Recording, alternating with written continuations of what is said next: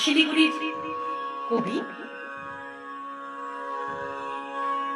কবিতা canvas, কবি গৌতম কুণ্ডুর কবিতা canvas. স্বরাঙ্কনে আমি মুনমুন চক্রবর্তী সেন। ক্যানভাসে আঁকা ছবিটা আমার, ধুলো জমে আছে, শক্তি নেই মোছার। তুলির টান পড়ে না আর ক্যানভাসে, দৃষ্টিশক্তি আচ্ছা। বিছানার এক কোণে পড়ে থাকে দেহটা, পা দুটো অসাড়। সময় এগিয়ে চলে আপন মনে, শুয়ে ভাবি অতীতের কথা। কত না ভিড়, কত না লোকজন, কত না প্রদর্শনী।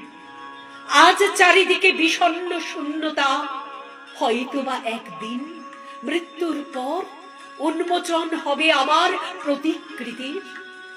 মাল্যদান ফুলের স্তবকে ভরে যাবে শ্বেত পাথরের বারান্দা খানি। ঘটা করে হবে গান বাজনা বক্তৃতা, তুলে দেওয়া হবে মরণোত্তর পুরস্কার।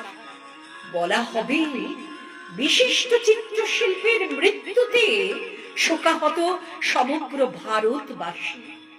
বলা হবে বিশিষ্ট চিত্রশিল্পীর মৃত্যুতে শোকাহত সমগ্র ভারতবাসী। তারপর 1 মিনিট নীরবতা, আমার আত্মার শান্তি কামনায়।